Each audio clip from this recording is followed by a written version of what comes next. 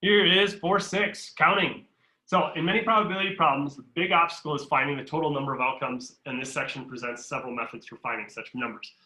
This is a really good section to review if you're kind of wondering how we count events and how we calculate the total number of ways things can occur. That's just a good refresher. It should be something you would have learned, I think, in 1400 math, 1400 college algebra.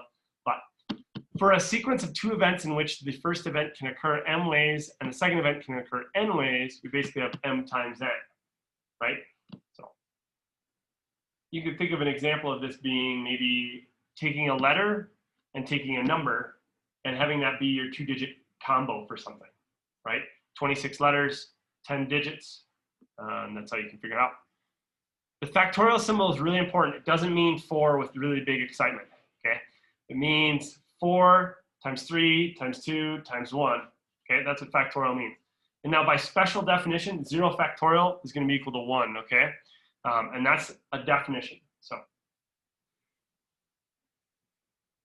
factorial rule, we're going to use it for permutations and combinations.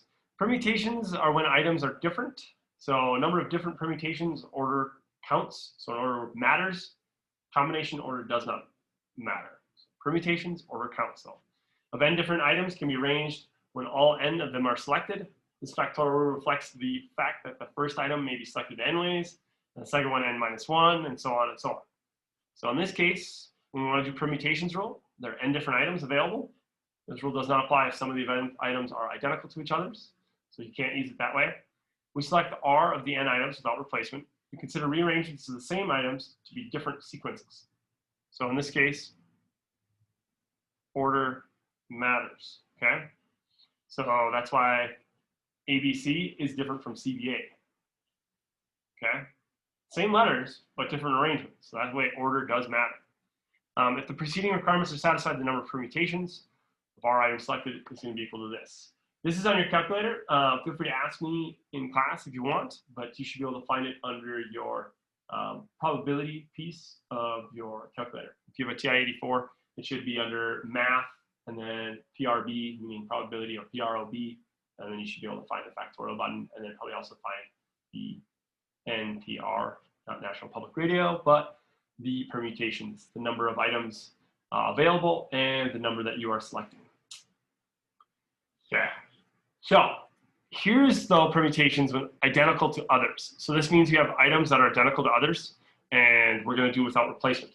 And basically what it is going to be the number of items, and then each item's replaced, or not replacement, duplicated number of times it occurs. Combinations rule, this is NCR, and this is basically arrangements of the same items are the same. So in other words, order does not matter. So ABC is the same as CBA. You can rearrange them. So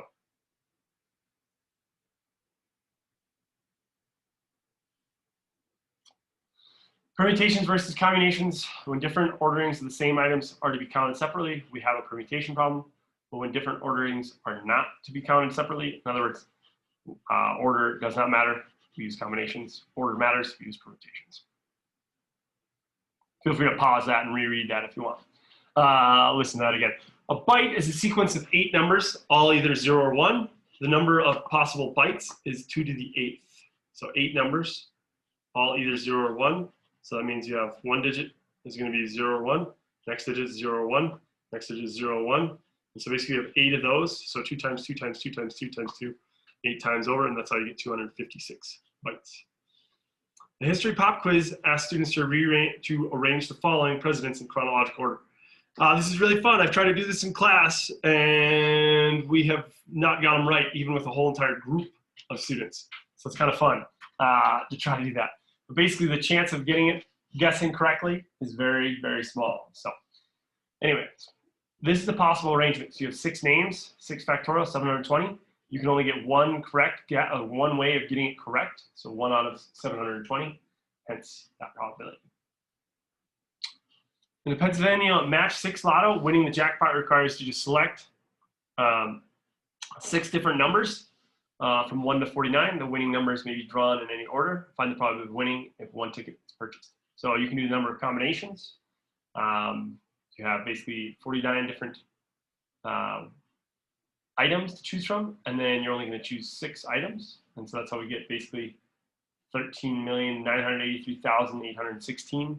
And so the probability of winning is 1 over basically 14. And that's it. That's all of chapter 4. Feel free to ask me questions, office hours, whenever. So